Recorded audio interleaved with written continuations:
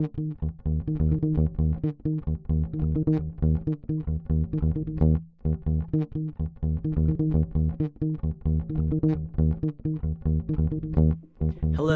my name is Damon Friedman, co-founder and president of SOF Missions.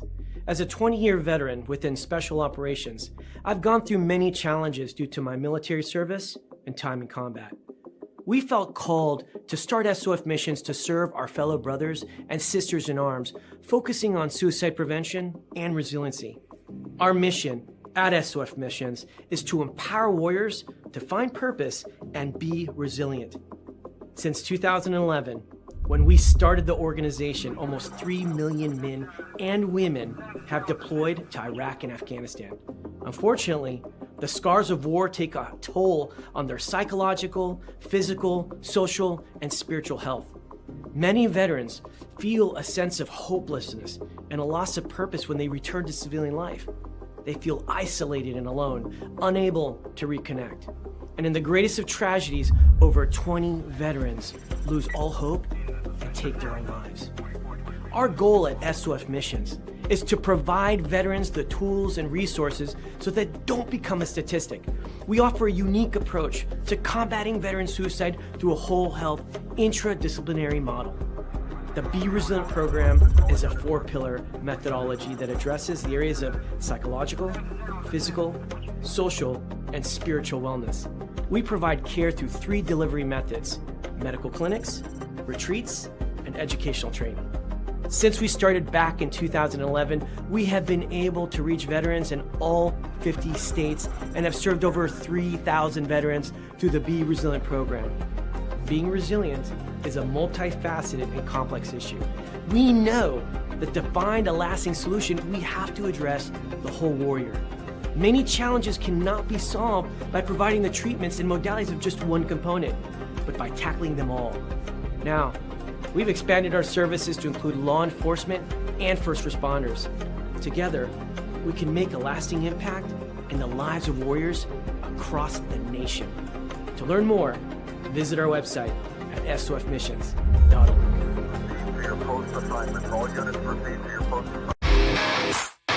All right. Welcome back. Misfit Nation. Misfit Nation. The Misfit Nation Show. We are a show founded by a veteran and hosted by 2 veterans and a military spouse. Our mission is to get people to tell their stories to the world. If you're an author, share your tips with the Misfit Nation. If you're a musician or an actor, our audience needs to know how they too can get into the business.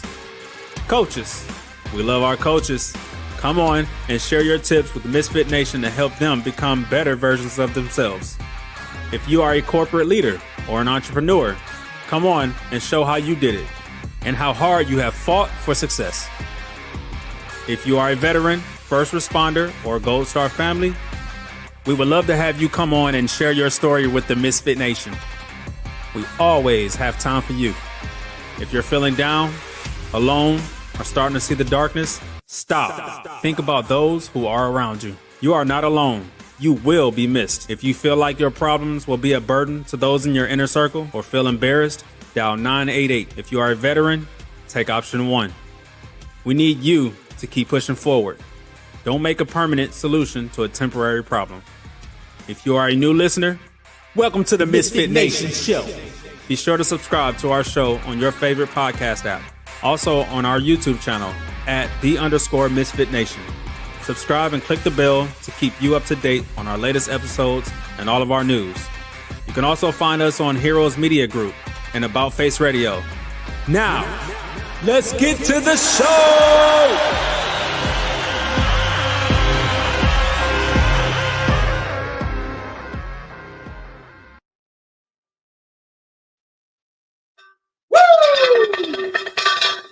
All right. Welcome back to the Misfit Nation Show. It's your Sunday after dinner edition. I know you have plenty of places you could be tonight, watching NFL, watching a replay of NASCAR, still watching the Charlie Kirk Memorial, which is an amazing memorial today. If you did not get a chance to watch it after our show and catch up on all those pumped up speeches and the amazing outpouring of support for Charlie and his family. But we thank you for being here tonight with us. because we know you could be doing other things. Thank you for collecting your frequent flyer miles on the Misfit Nation and tuning into us tonight, Tuesday, and Thursday as well. Tonight, there's no bad news to report. Just keep those 4 aviators families in JBLM in your thoughts and prayers. Their names have not been released yet, and we will release them once we know them, and we will say their names so that their memory stays alive. Tonight, we have a great guest. He also is a U.S. Army veteran. He's a 12 mic firefighter. You don't meet a lot of them, and he can tell you the population is tiny, very tiny. Now he's a father. He was a fire chief, a patriot, a public servant fighting to defend democracy and the Constitution, and not only that, our rights. So without any further ado, let's welcome Erik Holt to the Misfit Nation. Welcome, Erik. What's up, Rich? Thanks for having me, brother. It's great to have you here, and great this time that we have a great connection and everything's working this time. So I guess second time's the charm, and that's sometimes that's how things work. And I'm grateful for that. I told you in the pre-show I love your shirt, and it's a great testament to the reason why you're wearing. It's a great testament as well. Absolutely. Hey, in honor of Charlie Kirk today in our country. I thought I'd Outstanding. come on here with my patriotism as well. That's awesome. And like we were also talking in the green room, it just united us. It made us stronger. It shows that our country can be stronger. And if we all stick together and lean for the right things and lean to make our community stronger, our houses stronger, our country will get stronger. And I think this is that turning point, not to take anything from his organization, but it is a turning point. Amen to that. Absolutely. Like I told you also, I'm only going to give a little bit about you. I want you to tell your story. Tell the story of Erik from as far back as you want to go to how we got into this brutal brawl you're in right now. Yeah, I mean, it's a wild one, and thank you for letting me come on and tell it. Like you touched on, this is a fight that I've been fighting alone, but it has ramifications for everybody that listens, everybody in our country, and so that's why I'm telling it. And without further ado, I'll hop into it. So, I was a fireman for 22 years. I worked, like you mentioned, in the U.S. Army. I enlisted in '03, did my time, served in Iraq, got out in '08 at Fort Hood, and was honored to be on the civilian fire department there on Fort Hood, which is now back to Fort Hood. It was changed for a little bit, but now it's back. So I did about 10 years there, then moved up, transferred to Fort Carson, Colorado, served on the fire department there until 2022.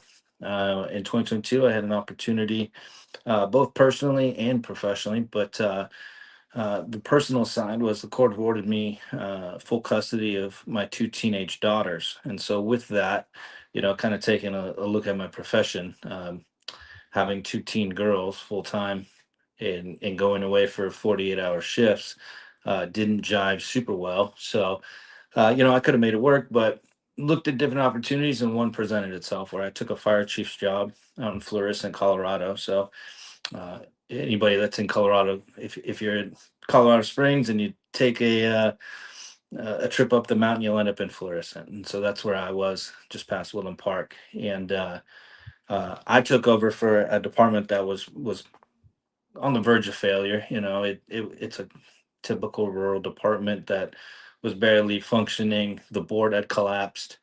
The fire chief that was there had gotten in some trouble, and so they asked me to come in as an interim. And it. I took some time off from Fort Carson, and it was supposed to be like a 2-week gig to just kind of figure out what was going on with that department and kind of help put the pieces back together. But that 2 weeks turned into 5 months, and all of my leave was gone. So I took a bet on myself. I actually resigned after 18 years of service with the feds and working fire with no guarantees that I would get a permanent job. But I went ahead and took the risk. It fit what suited my family the best, and got to work. And that happened. I had about 8 months, 9 months. Where we went from 4 or 5 members of the department to 62. We took the response times down from like 18 minutes from 911 call till somebody getting there down to 7 minutes. We had, from responders just coming home from home and all that to staffed personnel 24 hours a day, qualified firefighters, which you'd want. Um, and everything was going great. And then May of 2023 came, and not only did my career trajectory change, but my personal life and this battle has happened since. But every 2 years, any special district or municipality generally has local elections. We were no different. So my board of directors had 5 seats because of the turmoil when I had taken over. All 5 seats were up for reelection, and as we went into that, my job was to run the fire department, run personnel, train and motivate, respond to emergencies, right? So I didn't really care too much who was the board, but I thought, of course, the board that had hired me and supported me and seen this department grow over the last 9 months was in a pretty good position to be reelected or to be elected. They were on appointed terms at the time, and almost immediately, man, there was a weird vibe. There was a lot of tension in the air between the two sides. This opposing side had ran as a slate of five, so their tagline was kind of, vote for one, vote for all. And election day happened. I was not there at the fire station. That's where the election was held. But the board had hired an attorney and their law firm to run the elections. It's an option that they have. And so I turned over the fire station and kind of worked from home for that day. I ended up at the station for a medical call where a gentleman unfortunately had a cardiac arrest offsite, but we had transported him via ambulance down there for a medevac, and that's where the medevac landing site was. So, we went through all that. That is a tough and unfortunate situation, of course. And then being the fire chief, once he was pronounced, then I had to go and inform his family. But that all kind of took place in the parking lot of the fire station while this election's going on. And so when I come back from sitting down with their family and letting them know, like your patriarch just passed away and there's nothing that we can do, we worked our hardest. I was approached by a member of the public that came up and said, "Hey, like I have something really concerning I want to report." And, I was like, I'm just coming off this call. And she goes, "Look, this lady's talking in the electioneering zone." And so every state has their own version of this, but an electioneering box is this 100-foot perimeter, 200 foot, depending on your jurisdiction, where no electioneering can take place at a polling location. And she said, well, one of the poll watchers was walking out on her phone, and it sounded like she was asking if these people had been paid, and like was asking what vehicle description was coming in, and then she greeted people. I said, well, that's concerning, of course. So I took her to the designated election official, uh, and then I went about my day. I went back to work. Um, the days after that got a little more chaotic. So I had talked to that designated election official after the results. So there was some anomalies in just the vote totals. Um, Again, at the time that this happened, I knew nothing about elections, but now I know quite a bit. But um, you can see the historical voter turnout for any jurisdiction, and this election had 3 times as many that had ever shown up in history. So that's kind of a statistical anomaly. So that was one point of concern with the election official, but she had also gotten some complaints. She worked for the law firm that represented us, so I worked with them pretty regularly as the fire chief. And so I was talking to him, and basically it didn't sit right, right? So on my social media, I've been making videos and kind of telling this story, and the way I tell it is I had just like this internal conflict happening as I was hearing these things, because one, I knew the performance of the board that had supported me and had hired me, uh, and how the community had viewed them, and then none of them were elected, and they only got like a third of the total votes, right? So it was kind of just weird. Uh, so I decided, you know what, like I'm gonna I'm gonna evaluate this. I knew it all day long. Anybody that says different would be a liar. That it was not in my best interest to look into my incoming boss's conduct. Right? I don't think anybody that works for any company would say that's a good idea. So I literally it was like at home one night, and I tucked my girls in and kind of, had dinner, did all that. And I just sat there and I was just like stewing on my couch. And I'm like, all right, Eric, like, you took an oath to this country, you believe in it. If you go looking for something, it's going to be trouble. And I had to, like, I guess, negotiate with myself what was more important, whether my morality and what I believed in was more important than potentially losing my job. And I knew that. So I will not lie to anybody. I won't say anything otherwise. Like, I knew the risk, right? But I sat there and I said, screw it. Like, I am not one that can just let things like that happen. If something took place, I want those people held accountable. And I'm going to look into it. And I knew at that moment, if I found something, I couldn't turn away from it. And sitting here 2.5 years later, that decision that I made that night still holds true. Like, I still haven't walked away from what I found. So what I did next was, there's a security system for the fire station that is operated by a third party company, that has the servers and provides the equipment and all that stuff. And so I contacted them and went after work the next day. Went to Walmart, bought thumb drives. Showed up to this company, handed them the thumb drives, and I said, "Hey, I need the footage from this date and time to this date and time on all the applicable cameras." And they said, "Okay, cool. It's X amount of dollars, and we'll have it in a day or two, ready for you to pick up." I said, "Okay, cool." Paid them. Uh, I think they did it pretty quick, so I think I got it like the next afternoon. I went back after work. It may have been two, but uh, went in again after work, picked it up, and when I talk about it, it's like, I don't know. I just, like, I was holding it in my hand, and I'm like, man, what could be on this thing? I don't even know what I'm looking for.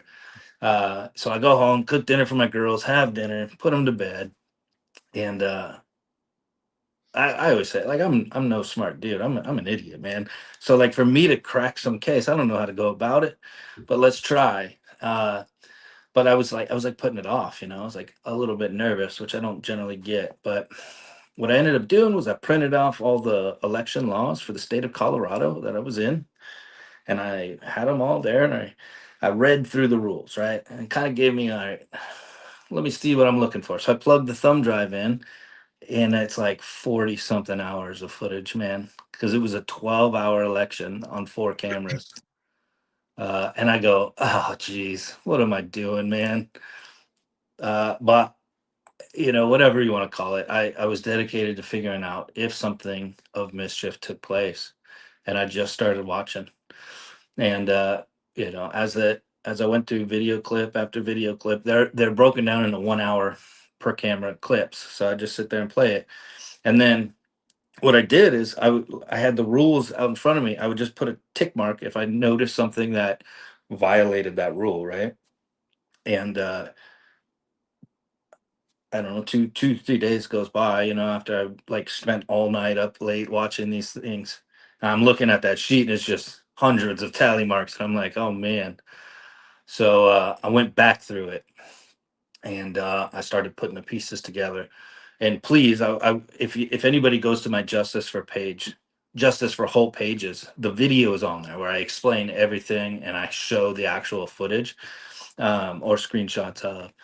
But for the listeners and for you, Rich, what I ended up uncovering was, like, in the first camera, it's interior of the building, and it's looking down at the poll watchers table.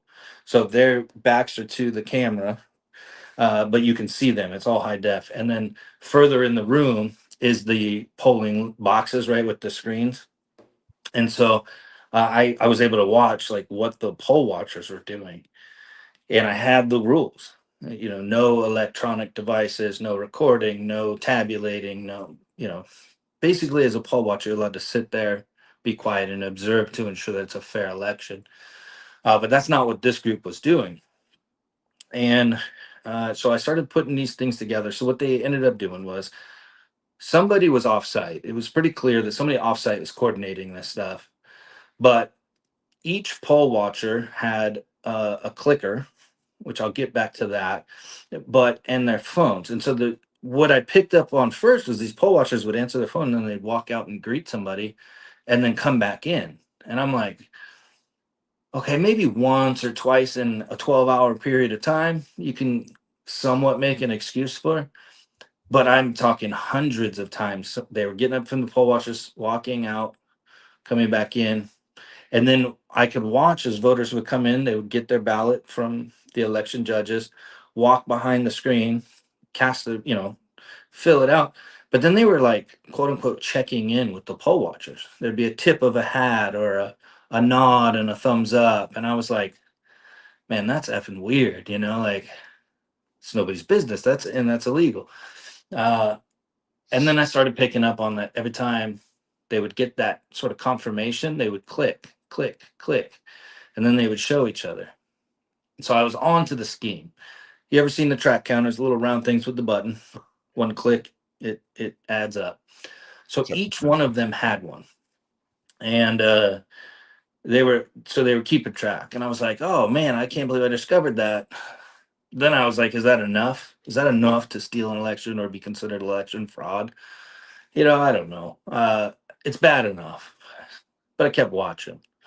And then there was I remember I told you guys I had that interaction with one of the people that had reported stuff.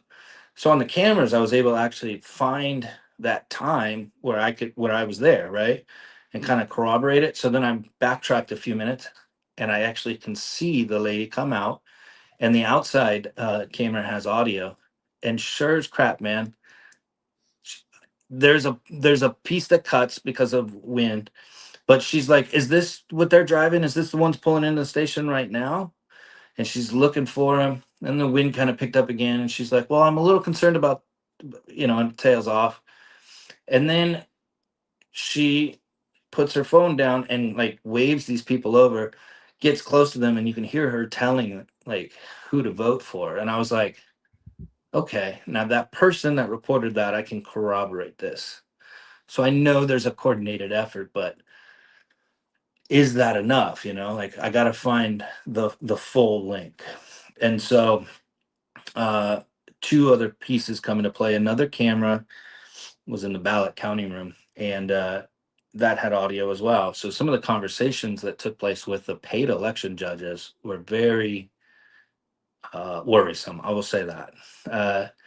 Like there was one lady, she's like, "Oh, this election's fixed," and like laughs while they're counting ballots. So what they were doing is they had the polling location tabulations, and then they would go into the ballot counting room. And as the like it's on my pages, so please go watch the videos. But as they call out names, you can hear them click, click, click, click, and I went, oh my goodness. So they have both sides. They know the baseline numbers and they know the counted numbers, and they can compare those and they can say this is the percentage of votes that we have. And then after most of the day goes by, that outside camera, three poll watchers and a candidate meet under that camera and they detail the whole thing. So just so you know, what we were doing in there is we're counting every time they say three of our names, which gives us the majority of the board, we click it. And so one of the ladies actually comes up and she says, well, if we have, I think it was like 800 or something, then we're good. We don't need any more voters. And so I knew I had this scheme on HD video. And so I contacted that attorney that represented the district and I said, hey, I looked into this. I'm really worried about this. And she goes, I am too. I contacted the district attorney's office. They're going to do an investigation into this. Um, and some conversation of attorney-client privilege happened there, because I was the fire chief of the district. So her job and my job were to protect the fire department, that entity, not people, right? Not individual board members or anything like that. But at this point, we knew that election fraud had taken place. And so I reached out to the district attorney's office, and I would say it's like how naive I was then, 2.5 years ago, that I literally just called like this big city district attorney's office, and I said, "Hey, can I talk to the DA?" And they like laughed at me, and they're like, "No, we represent 500,000 people. He doesn't have time for you." And I'm like, "Okay, well, I have this footage that I need to get to somebody." They're like, "Okay, well, we'll have one of our investigators call you." And so, like the next day, of course, I get a phone call from an investigator. He's like, "I need to meet with you. I took this complaint. I need to see this. Uh, I'm not the guy that investigates election fraud, but I'm going to meet with you. This other guy is on vacation. When he gets back, he'll take the case over. But I need to meet with you ASAP." So I meet with him, show him the footage, man. If you ever been around a cop, they're really like normal smoke and joke. Firemen and cops get along pretty well. Um, but when they go into work mode, they get very rigid. And so uh, we were kind of shooting the stuff, talking smack, having fun, and then I plug in this and I start showing him the footage. And at that time, I had gone through and kind of somewhat, timestamped some of the most egregious things, and I started showing it to him. And like he just got rigid, man. He was straight as a board. He just was like, "I can't believe you have this footage. This is like clear election fraud." Um, and so, luckily that's documented. But uh, what ended up happening next? Well, actually, before I jump into the next part, you got any question for me, Rich? I'm sorry, I'm just kind of I was talking. gonna, uh, while you're going through this, that's a very small town. I was just looking up Florissant while you're on there. You have your 2 daughters there. They have to go to school there, of course, and Oh yeah. your name's gonna be highlighted. How much, I guess, retaliation did they get or any bad stuff happened to them during this process right now? So from I guess they were kind of lucky, man. It wasn't super known. I did all of this stuff on my own time. So I'm meeting with people off work, and then I'm going to work as a fire chief. And so just like any elections, right? There's like a lame duck period where Yep. the outgoing and so in this transition period, my interactions are pretty limited with these folks. They had like emailed some stuff to me that was alarming. Like I got an email like the 10th of May, which is like 1 week after the election, 2 weeks from when they take office, demanding like I give them the username and password to the security system. And I was like, well, that's a little weird for an incoming board to be their number one item. But Yes. I have that email. It is evidence of everything. So um, it didn't really until May 24th. And how we got to May 24th when it kind of like came out was the board meeting was scheduled for May 25th to be the transition meeting where the old board would hand over everything to the new board. It takes place. We keep on driving. Um, I had met with the DA investigator May 19th. So like things are happening pretty rapidly. And the outgoing board president files a court injunction that says like, "Hey, we're asking the courts to step in, stay the election until this criminal investigation can happen." And then when she did that, you have to post public meeting agendas, and so she posted a public agenda on May 24th, 2023 that said, "Hey, due to a criminal investigation into election fraud, we are postponing the meeting from May 25th until June 10th," which she had statutory right to do. The incoming five people uh, said absolutely not. We don't agree to that. And they like there's tons of stuff in the evidence of my court stuff where they were like, "We're seizing power. We seize power." And so on May 25th, they just declare themselves in power, which is again a really weird use of vocabulary for a fire department board of directors, right? Like we're supposed to focus on the service we provide to the community here. Yes. Um, so it was just quiet from May 2nd until that 25th, really, and then all Wow. hell broke loose because it was out, Definitely. Um, so May 26th, the day after they claim to seize power, they go to the bank uh, and freeze the bank accounts. And I get told Friday, May 26th, 2023, hey, we've like that. I have a recorded call that's posted on my Justice for Hope pages, so everybody can go and just listen to it. But the board president calls me. He's like, "Hey, I froze the bank accounts," and I'm like, "It's Memorial Day weekend. What do you like? What if we catch a fire? You know, like so in the mountains of Colorado, Memorial Day weekend is the official start to summer, man. All the cities flood up. So, uh, imagine a fire chief if you can put yourself in my position to be told like you don't have any operating expenses um, for the biggest weekend of the year. And I'm like, what do like, what's going on here? So, mind you, the person that did that committed bank fraud because they're not on the bank accounts. Yep. There was never a transfer. So he just went in and, I'm not an attorney, but he committed some sort of fraud, right? He stated that he had the authority to do that when he didn't. And so the the game is on now. I will say, as the fire chief, like from that moment, it was just survival mode. You know what I mean? Like I at this point, once the criminal investigations, I know I'm about to lose my job. I know I'm about to lose my livelihood. I'm a single dad of two teenage girls. Like I'm trying to prepare mentally to do that, but also I have a responsibility. So I'm still responding to calls. I'm still doing training with my firefighters, and like it just ramps, man. Like it's really hard to capture into words, but like day after day after day from the May 26th, it really because of Memorial Day weekend, let's say May 30th until June 6th, there's this 1 week span of time where it was just absolute chaos.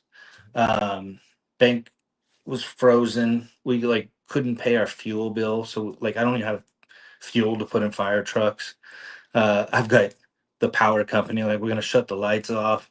Um, just insanity. And so one of the board members, June 5th, emails me, and it's his response to like that court injunction that had been filed.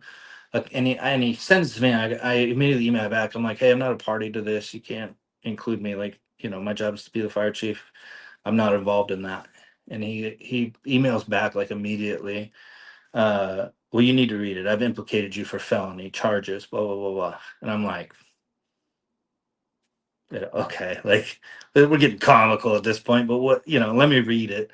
And basically, he cites the fact that I accessed the security camera footage of the election, that was somehow a violation of his rights, and he's asking the courts. So, I mean, in layman's terms, he admits to being very concerned about this election footage and is going after me because I'm the one that turned it over. And then June 6th happens, man. Insurance company calls and they say, you didn't pay your bill. And the board calls me. So the insurance called him, the board president, and they're like, "You don't have insurance unless this gets paid." And so he calls me. He's like, "What does that mean?" I'm like, "That means if our trucks crash or one of our people get hurt, it's our liability insurance. Like that's how we operate and cover our butts. And so if we don't have it, we have a risk that you guys need to evaluate here." And he tells me shut the district down, and I'm like, "Do you What? know what that's gonna do?" um, And so now I'm like, okay. So the second I shut this fire department down, every news organization in the state is going to start calling, like, why can't your fire department operate? So I do that. I post on our website. I call all the local chiefs and I say, hey, like our district's shut down. We can't respond to calls. Um, I will stay in response mode as the fire chief and accept whatever risk that comes with. Um, that way, nobody, that has a medical emergency doesn't have anybody showing up. But we are in essence shut down. And so, as you can imagine, the news came calling, right? And it's a big black eye to this new board who's under criminal investigation, all this stuff. And so, just to kind of speed through the story, man, 33 days after I met with that criminal investigator, I was fired from my job. And the reason given was that the insurance bill didn't get paid. So, uh, do with that what you will. But yeah. So all of a sudden, man, I'm a dad of two girls that are in their formative years here, uh, with no income. But my girls are absolutely amazing. I like that. The hardest thing in that whole situation was going home and telling them. Like I went from that meeting. They did it in such a public manner too, man. Like I have a picture of it, but there was a commercial popcorn machine they brought in and a commercial like lemonade dispenser, and they were like handing it out at this meeting to fire their local fire chief.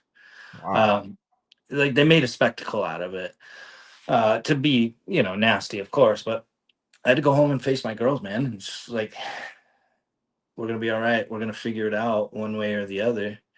But uh, I don't have a job, and Right. so I don't know if anybody's ever been in that situation, but it's tough as a dad for sure.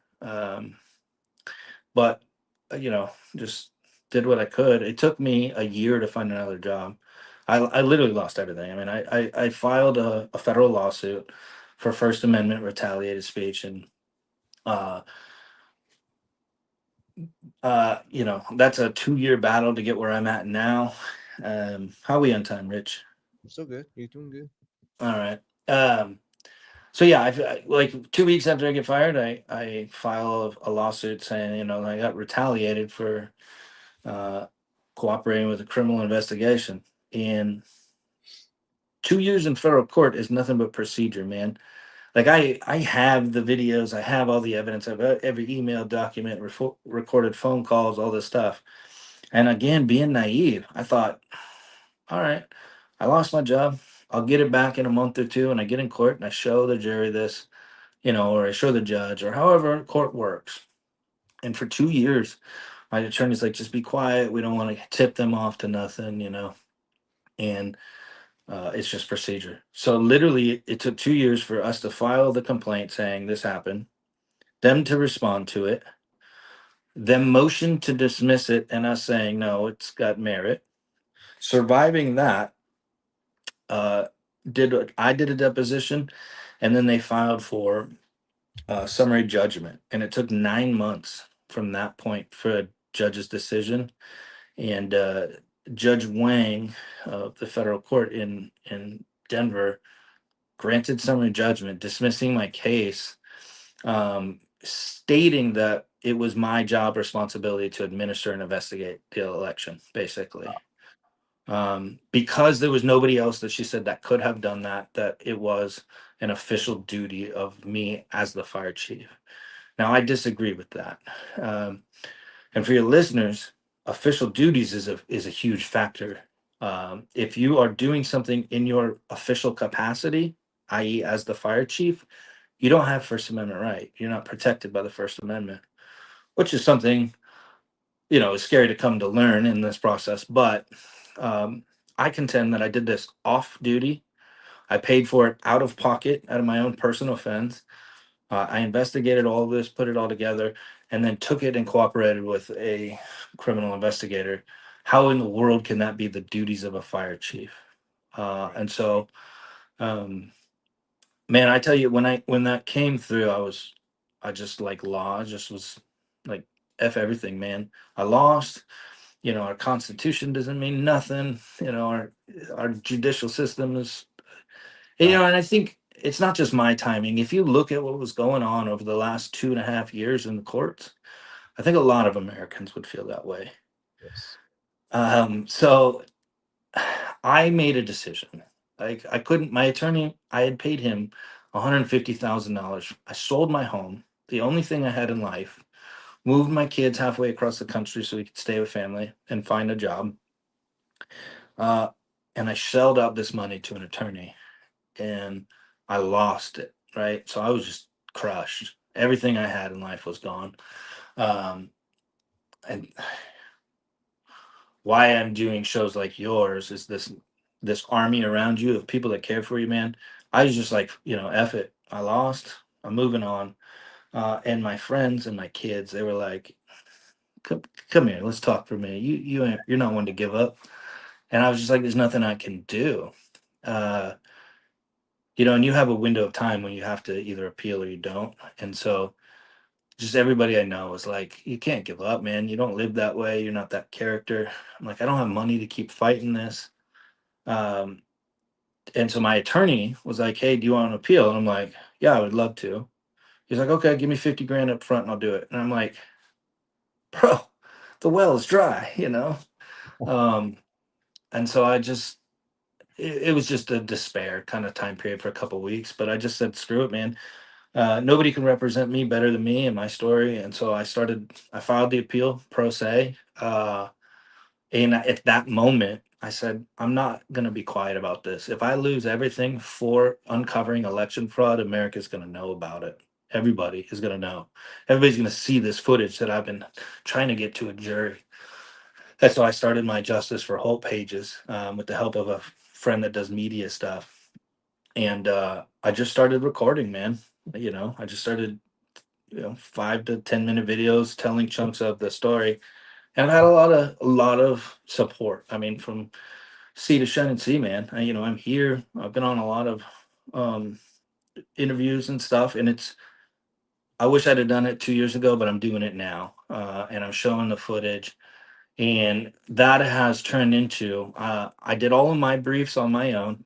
I sort of became an attorney of hobby, I guess you would say, right? I dug into it for months, just read case law, and I put together the argument that I think will win. And luckily, lately, because I've been doing all this, I do have a legal fund that's going to take on oral arguments if I'm awarded those in the 10th Circuit.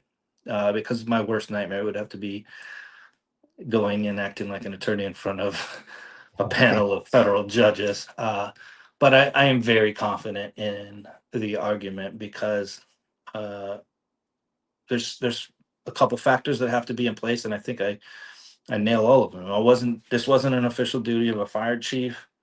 They were aware of it. It was of public concern, which is one of the check marks you got to hit.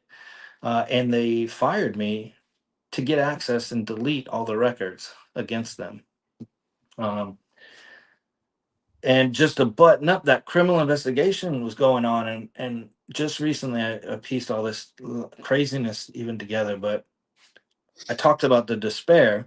I could never figure out, like, 2 weeks after I got fired, I got a call from the DA's office, and they're like, hey, we're dropping this investigation, no charges.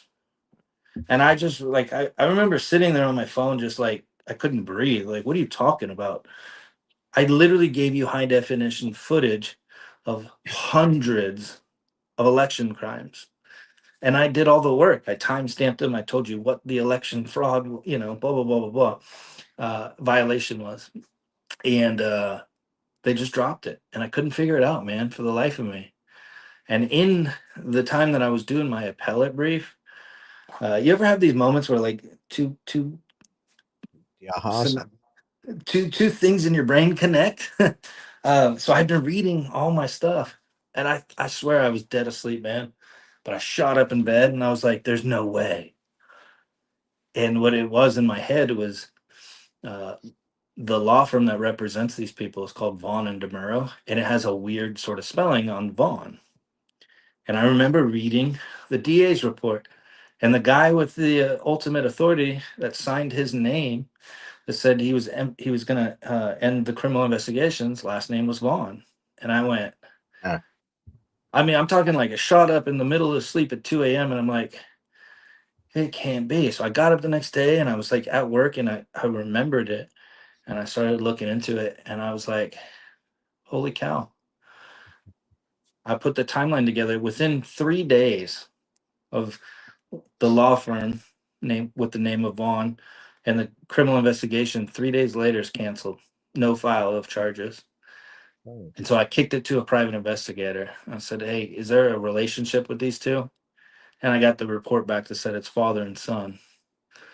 So I go through all of this, investigated on my own, turn it over to the DA's office.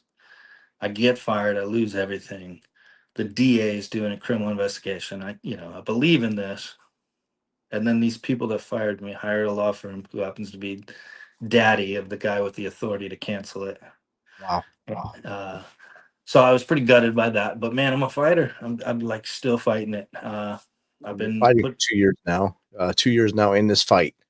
And the biggest Yeah. thing you get out of this is your name back, because you're not going to get hired back there, or you probably don't want to go back to a community that stabs you dead in the chest, kind of like Brutus and Et tu, Brute on Julius Caesar.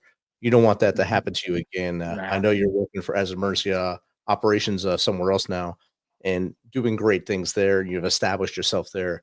The best thing you're going to get out of this is your name, and the fact that you're fighting as hard as you are for your name, and that shows your daughters that you're going to fight as well. That pays tribute to who you are as a man and as a leader going to the future.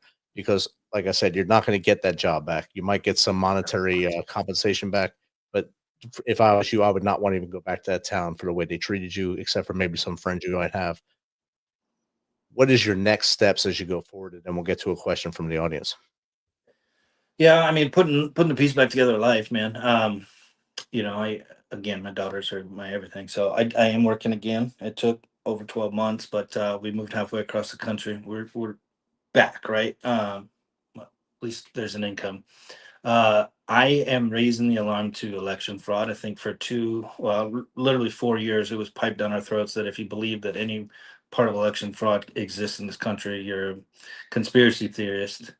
Um, and although mine's only a local election, this is the reality of the game. If you can Yeah, cheat a local election, you can cheat a county election, then you can cheat a state election, and you can cheat a national election. You just play different strategies in different jurisdictions, and when you get caught, it's only this one isolated incident. I have learned, and I've made a lot of connections, and I'm raising the alarm that I have the footage, and I will not give up the fight. So my goal now is to get this appellate court in the 10th Circuit Court of Appeals victory, which then becomes confirmed case law that protects, first responders and public officials really, uh, to expose corruption. Because if such a broad assessment of official duties can be placed on a public official just by proximity, that I knew of an election because of my position as a fire chief, therefore I'm not protected by the First Amendment, nobody will ever be able to expose corruption again. That's a public official. And so my goal is to get that victory and to put my life back together, honestly. I'm trying to recoup the 150 grand that I lost to this wild judge and these attorneys. But uh, beyond that, yeah, I mean, I just it's more about country than it is about me, for sure. awesome. And the question from the audience is from Moments Matter 2007. How can citizens and communities better support public servants who speak up like yourself? Man, that's a great question. So as a public official, in my case, a fire chief, man, you're always looked up to, and people are very kind to you, and they think highly of you. Uh, I enjoyed those relationships, and the moment I was fired, it's the loneliest feeling in the world because suddenly everybody looks at you like you've done wrong. Um, so literally going into the grocery store in the town that I grew up in, people that would, be excited and come hug me and all that won't even make eye contact with me suddenly. And it's a very lonely feeling, um, that comes with a lot of despair and a lot of bad thoughts. And it takes a lot to get through. But I would say, with social media and the day and age that we are, people will put out a narrative. Don't buy into it. Like, trust people's character above what you see on social media, and support them. Get to know the actual story, and if you have questions, reach out to them. I'm sure they're willing to share. But don't leave somebody in that empty space while they're trying to protect the community. Outstanding. Moments matter. I hope that answers your question. And thanks for chiming in with your question. Uh, Eric, our 50 minutes has flown by here. I hope we got enough of your story out there for the Misfit Nation to share it with their networks and get it out to even further and reach those tentacles out there to get more people involved, to maybe push your case forward and maybe get more people cheering behind you and get this case settled. Appreciate it, man. It's always a blessing to be able to share the story. Like I said, if people can go to my Justice for Hope pages, see the evidence, see the videos, and if you can give a couple bucks to help me recoup that money, Justice for Holt on Give, Send, Go, or GoFundMe, I'd appreciate the support. Outstanding. You already just mentioned where to find you is on Justice for Eric or Justice for Holt on all those sites. So every site I think is on. I've shared most of them in the chat while Eric was talking, and they'll be in the show notes as well. The last question I have for you, Eric, I ask this to every guest as we're about to wrap up. It's not a stump the chump question. It's just a question for you. What's 3 things the Misfit Nation can start doing tomorrow to be better humans? Oh man, build an army around each of us, right? Everybody has lonely moments. So be an army of supporters, right? We from the veteran community, we deal with 22 a day, right? We want to get it down to 0. So support each other. So be a good patriot, be a good person, be a good battle buddy. That's all we need in this world. Outstanding. Eric, thanks again for taking the time on your Sunday night to hang out with us. I can't even remember what day it is now. Awesome. On a Sunday night to hang out with us. And I'm glad we were able to get this thing done and technical difficulties are out the window this time. Appreciate what you're doing and the fight you're putting up and showing your daughters what the fight is all about and the community that you live in. Keep up the good fight and let us know what happens in the future. I'll be back on when we get it. So I appreciate you, brother. Thank you so much. Outstanding. Thank you. Misfit Nation, as always, remember a day tomorrow with you is better than a day without you. Do not make that permanent solution to a temporary problem. Reach out to that circle of friends around you. They will answer. Text them, call them, do what you got to do. Dial 988, take option 1 if you're a veteran, or follow the prompts if you don't want to identify as a veteran. If you are not a veteran, just follow the prompts. Or if you really need to, just reach out to us here. info@themisfitnation.com, Steven@themisfitnation.com, or Jake@themisfitnation.com. We will answer. We will talk to you. We will be there for you. Until next time on Tuesday with D. Logan and the Tuesday crew, be humble, stay hungry, and keep hustling.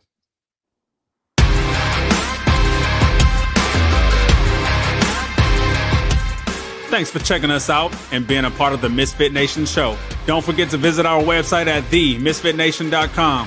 That's themisfitnation.com. Check out all our past episodes and get some of the great Misfit Nation gear for you and your family. As always, be humble, stay hungry, and keep hustling because we are Misfit Nation. Misfit Nation.